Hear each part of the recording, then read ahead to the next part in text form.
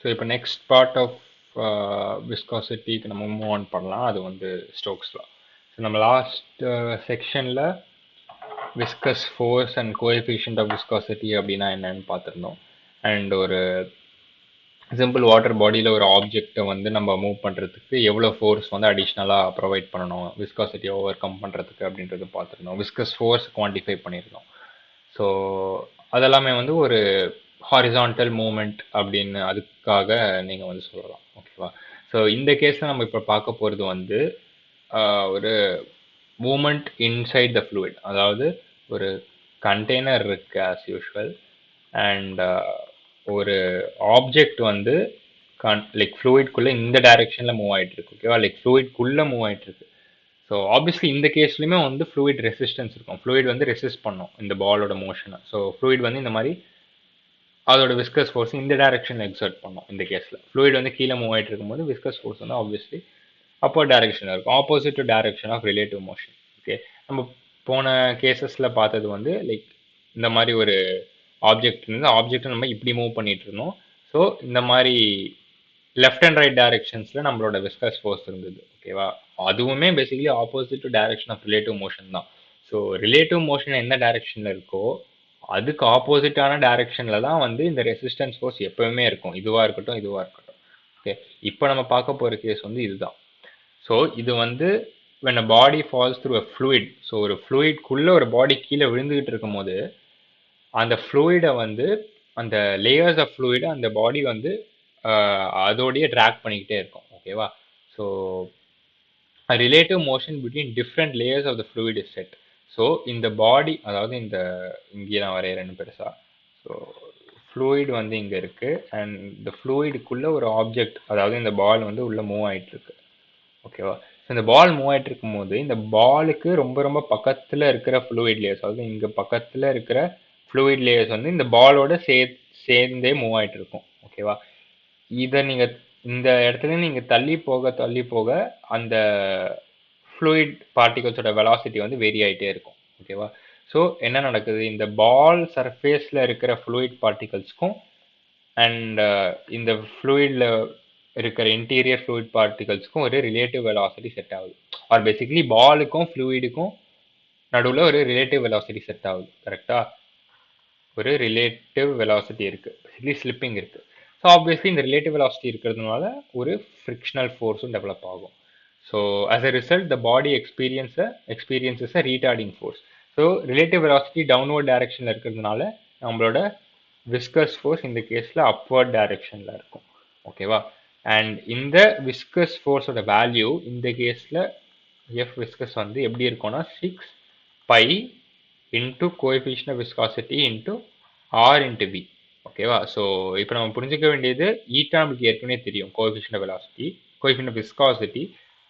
R அப்படின்றது வந்து radius of particle. Okay, இப்போதைக்கு இதை வந்து நம்ம வெறும் ஸ்பெரிக்கல் பாடிஸ்க்கு தான் நம்ம ஜென்ரலைஸ் பண்ணுறோம். ஓகேவா? இந்த மாதிரி ஒரு பால் ஸ்பெரிக்கல் ஆப்ஜெக்ட்ஸ் இந்த மாதிரி ஃப்ளூயிடில் கீழே விழும் போது இந்த ஸ்பியரோட ரேடியஸ், இந்த பாலோட ரேடியஸ் நம்ம ஆர் அப்படின்னு கன்சிடர் பண்ணிக்கிறோம்.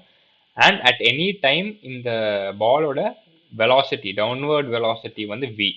ஓகேவா? ஒரு ஸ்பீட், ஃபார் சிம்பிளிசிட்டி ஸ்பீட் கூப்பிட்டுக்கலாம். ஓகேவா? ஸோ அதோட டவுன்வர்ட் டைரக்ஷனில் அதுக்கு இருக்கிற ஸ்பீடு வந்து v meters per second. And அந்த பாலோட ரேடியஸ் வந்து ஆர் இருக்குது. ஸோ இந்த மாதிரி டைமென்ஷன்ஸ் இருக்கும் போது இந்த பால் மேலே ஆக்ட் ஆக போகிற விஸ்கஸ் ஃபோர்ஸ் அது வந்து 6 பை ஈட்டா ஆர்வி.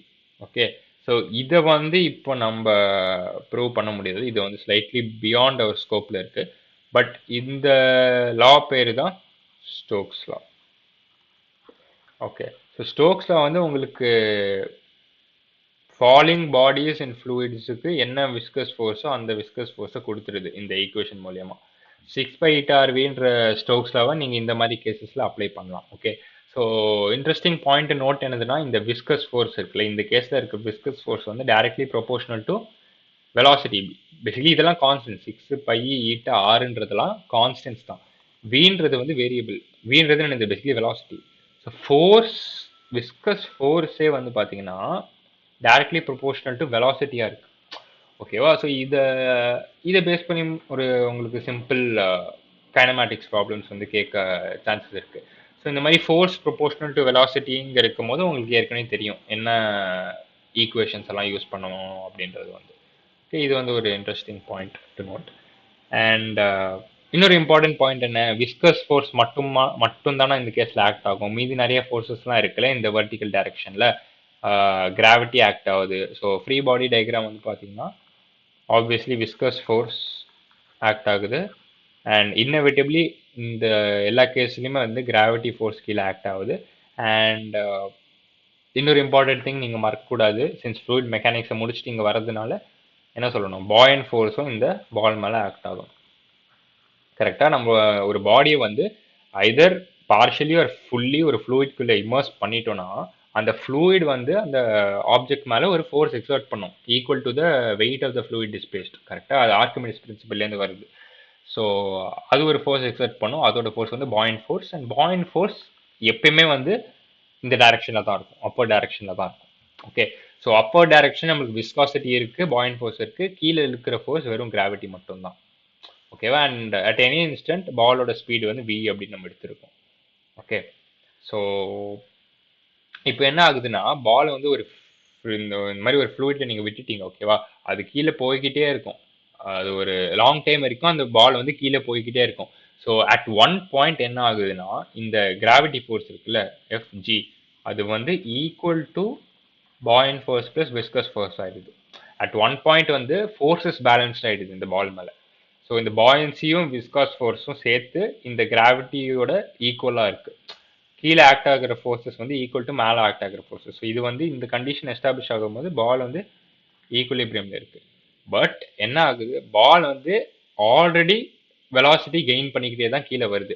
ஸோ பால் வந்து கீழே வர இந்த விஸ்கஸ் ஃபோர்ஸ் வந்து இன்க்ரீஸ் ஆகிட்டே இருக்கு. கரெக்டா? ஆர் சாரி, பால் வந்து கீழே வர விஸ்கஸ் ஃபோர்ஸ் வந்து கம்மியாகிட்டே இருக்கும். ஏன்னா ஸ்பீட் ஆஃப் த பால் வந்து கம்மியாகிட்டே இருக்கு. ஓகேவா? ஏன்னா விஸ்கஸ் ஃபோர்ஸ் வந்து டைரக்ட்லி ப்ரொபோஷனல் டு வெலாசிட்டியாக இருக்கு. ஓகே, இனிஷியலி உங்கள் பால் வந்து ரொம்ப ரொம்ப ஹை வெலாசிட்டியில் கீழே வந்துட்டே இருக்கும். அது கீழே வர அந்த பால் வந்து ஸ்லோ டவுன் ஆகிட்டே இருக்கு. ஓகேவா? ஆப்வியஸ்லி ஃப்ரிக்ஷன் ஒரு ரிட்டார்டிங் ஃபோர்ஸ் ஆக்ட் ஆகிட்டே இருக்குல்ல. இந்த பாயன்சி ஃபோர்ஸும் கிராவிட்டி ஃபோர்ஸும் கான்ஸ்டன்ஸ் தான். இங்கே வேரியபிள் ஃபோர்ஸ் வந்து வெறும் இந்த விஸ்கஸ் ஃபோர்ஸ் தான். ஓகேவா? ஸ்டோக்ஸ்லாம் வச்சு இது நம்ம டேரக்ட்லி ப்ரொபோஷனல் டு வெலாசிட்டி அப்படின்னு சொல்லிடுறோம். ஸோ பால் வந்து கீழே வர பாலில் வந்து ஒரு ரீட்டார்டிங் ஃபோர்ஸ் ஆக்ட் ஆகிக்கிட்டே இருக்கு. ஓகேவா? ஸோ ராதர் தென் வெலாசிட்டி வந்து இன்க்ரீஸ் ஆகுது ஒரு வெலாசிட்டி வந்து டிக்ரீஸ் ஆகுதுன்னு சொல்றதுக்கு பதில் நம்ம இன்னும் கிளியராக என்ன சொல்லலாம்னா பால் மேலே ஒரு ரீட்டார்டிங் ஃபோர்ஸ், அதாவது இந்த விஸ்கஸ் ஃபோர்ஸ் வந்து ஆக்ட் ஆகிட்டே இருக்கு அப்படின்னு சொல்லலாம். ஸோ பால் வந்து ஆல்ரெடி இனிஷியலி ஒரு வெலாசிட்டி வந்து கெயின் பண்ணியிருக்கோம் அந்த ஃப்ளூயிட்ல கீழே ஃப்ளோ ஆகும்போது, ஃப்ளூயிட்ல கீழே விழுந்துட்டு இருக்கும்போது அந்த பால் வந்து ஏற்கனவே ஒரு வெலாசிட்டி கெயின் பண்ணியிருக்கோம், சம் வெலாசிட்டி இருக்கும், even non zero value of velocity. So ஒரு பர்டிகுலர் வேல்யூ ஆஃப் வெலாசிட்டிக்கு என்ன ஆகுது, இந்த எஃப்வி பிளஸ் எஃபியோட சம் வந்து ஈக்குவல் டு எஃப்ஜி ஆயிடுது. ஸோ இந்த கண்டிஷன் வரும்போது பால் வந்து ஈக்குலிபிரியம்ல இருக்கு. கரெக்டா? ஸோ இந்த கண்டிஷனுக்கு கரஸ்பாண்டிங்கான வேல்யூ ஆஃப் வி இருக்குல்ல, அந்த வியை நம்ம என்ன கூப்பிடுறோம்னா டெர்மினல் வெலாசிட்டி அப்படின்னு கூப்பிடுறோம்.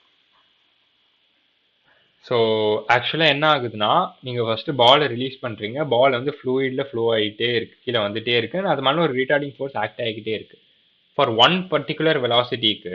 அதாவது அது கீழே அந்த ஃப்ளூயிடில் விழ at one point of time என்ன நடக்குதுன்னா அது வந்து ஃபார் ஒன் பர்டிகுலர் வெலாசிட்டி இந்த எஃப்பி பிளஸ் எஃப்வி, இந்த பாயன்ஸ் ஃபோர்ஸ் பிளஸ் விஸ்கஸ் ஃபோர்ஸோட சம் வந்து ஈக்குவல் டு கிராவிட்டி ஆயிடுது. ஸோ ஈக்குலிபிரியம் எஸ்டாப்ளிஷ் ஆயிடுது. ஓகேவா? ஸோ நெட் ஃபோர்ஸ் எதுவுமே இருக்காது. ஸோ எர்லியராக இந்த கண்டிஷன் எஸ்டாப்ளிஷ் ஆகும் போது என்ன வெலாசிட்டி பாலுக்கு இருக்கோ அதே வெலாசிட்டியோட அந்த ஃப்ளூயிடில் கீழே விழுந்துகிட்டே இருக்கும், அந்த ஃப்ளூயிடில் கீழே போய்கிட்டே இருக்கும், மூவ் ஆகிக்கிட்டே இருக்கும்.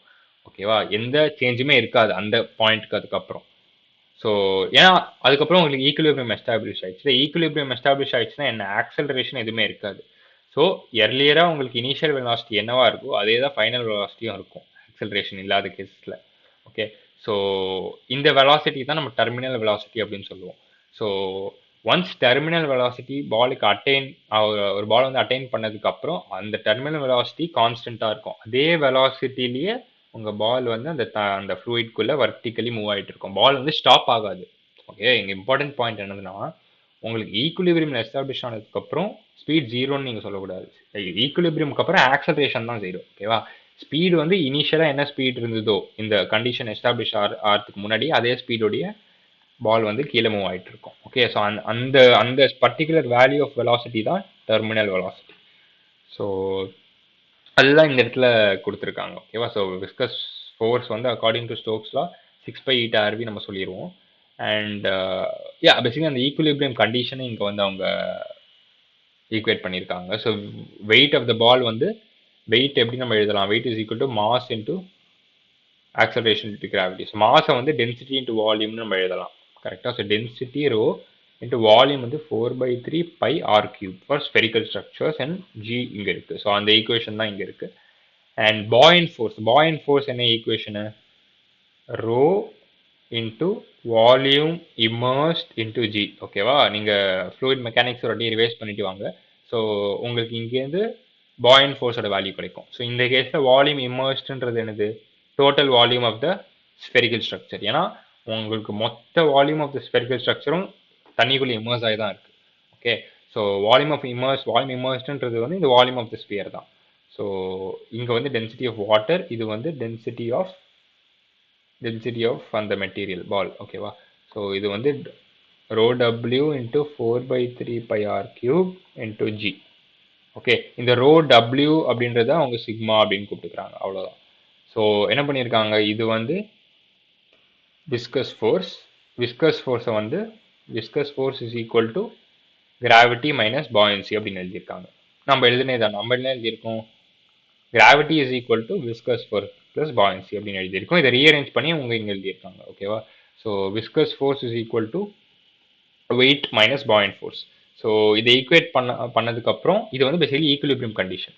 ஸோ அந்த corresponding velocity of the ball தான் டெர்மினல் வெலாசிட்டி. அதுக்கு இருக்கிற எக்ஸ்பிரஷன் தான் இங்கே இருக்குது. ஓகே, ஸோ நான் இங்கே இன்னொரு வாட்டி எழுதி போகிறேன். ஸோ டெர்மினல் வெலாசிட்டி எக்ஸ்பிரஷன் நீங்கள் டேரெக்டாக ஞாபகம் வச்சுக்கலாம். அதோட வேல்யூ வந்து 2r² divided by 9η into sigma minus rho minus sigma into g. ஓகேவா? ஸோ இந்த கேஸில் ரோ அப்படின்றது வந்து அந்த பால் பேசிக்காக அந்த மெட்டீரியலோட டென்சிட்டி அண்ட் சிக்மா அப்படின்றது வந்து ஃப்ளூயிடோட டென்சிட்டி. ஸோ இதுதான் டெர்மினல் வெலாசிட்டிக்கு உண்டான ஈக்குவேஷன், விடி அப்படின்னு கூப்பிட்டுக்கலாம். 2r² into sigma minus rho minus sigma basically rho minus sigma into g divided by 9η. So இதுதான் வந்து டெர்மினல் வெலாசிட்டிக்கு உண்டான எக்ஸ்பிரஷன். ஓகே, ஸோ இதை நீங்கள் ஞாபகம் வச்சுருந்தா பெட்டர். இதை நீங்கள் ஞாபகம் வச்சுக்கலன்னா கூட உங்களால் இதை ஈஸியாக டிரைவ் பண்ணிட முடியும். பட் அதுக்கு உங்களுக்கு தெரிய வேண்டியது இந்த ஸ்டோக்ஸ் லா ஈக்குவேஷன் மட்டும். 6π∗RVன்றது உங்களுக்கு ரொம்பவே ஈஸியாக இருக்கும் மெமரைஸ் பண்ணுறதுக்கு. ஸோ இதை நீங்கள் மெமரைஸ் பண்ணிவிட்டு நீங்கள் இந்த ஈக்குலிபிரியம் கண்டிஷன் அப்ளை பண்ணிங்கன்னா, இந்த weight is equal to viscosity plus buoyancy apply பண்ணிங்கன்னா உங்களால் டேரெக்டாக டெர்மினல் வெலாசிட்டி கண்டுபிடிச்சிட முடியும். ஓகே, ஸோ இதை பேஸ் பண்ணி ஒரு சிம்பிள் கொஸ்டின் இப்போ நம்ம பார்ப்போம். ஸோ இந்த கொஸ்டின் நம்ம பார்ப்போம் இப்போ.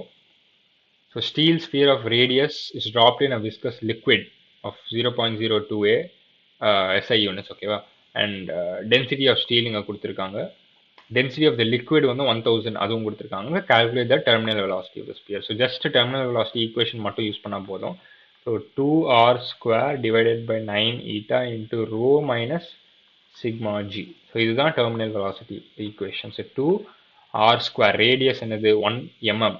ஸோ 1 mmன்றது வந்து 10⁻³ மீட்டர் ஸ்கொயர். ஸோ அதை ஸ்கொயர் பண்ணுறோம். 2r² divided by 9 times coefficient of viscosity. Coefficient of viscosity வந்து 0.02 and இங்கே வந்து நம்ம இந்த rho minus sigma term multiply பண்ணணும். ஸோ ரோ அப்படின்றது வந்து density of the material. Okay, so இந்த கேஸில் டென்சிட்டி ஆஃப் ஸ்டீல். சிக்மான்றது வந்து வாட்டருக்கு டென்சிட்டி. டென்சிட்டி ஆஃப் ஸ்டீல் வந்து 7800 minus density of liquid water வந்து 1000. ஸோ இங்கே rho minus sigma and acceleration due to gravity 9.81. Okay, so இதை சிம்பிளிஃபை பண்ணிங்கன்னா உங்களுக்கு வந்து டெர்மினல் வெலாசிட்டி கிடைக்கும். ஸோ இதை நான் இந்த வேற ஒரு பேஜில் சிம்பிளிஃபை பண்ணுறேன். ஸோ டெர்மினல் வெலாசிட்டி என்ன கிடைக்குது? விடி equals 2/9 into 10 power minus 6 divided by 0.02 into 7800 minus 1000 நான் 6800 போட்டுக்கிறேன் into 9.81. okay yeah so இதை நீங்க calculate பண்ணீங்கன்னா around 0.7 meters per second உங்களுக்கு terminal velocity கிடைக்கும். ஸோ இந்த கேஸில் நம்மளுக்கு ஆக்ட் ஆகிற விஸ்கஸ் ஃபோர்ஸ்னால கிடைக்கிற டெர்மினல் வெலாசிட்டின்றது வந்து அரௌண்ட் 0.7 மீட்டர்ஸ் per செகண்டாக இருக்கணும். ஓகேவா? இது ஜஸ்ட் ஒரு அப்ராக்சிமேஷன் தான். நீங்கள் இதை சிம்பிளிஃபை பண்ணி என்ன அக்யூரேட் டெர்மினல் வெலாசிட்டி அப்படின்றது உங்களால் இங்கேருந்து டிட்டர்மைன் பண்ண முடியும். ஓகே, ஸோ ஸ்டோக்ஸ் லாவை பொறுத்த வரைக்கும் இந்த வீடியோவில் நம்ம ஃபுல்லாக கவர் பண்ணியிருந்தோம். அண்ட் ஸோ இந்த வீடியோவை பொறுத்த வரைக்கும் அவ்வளோதான்.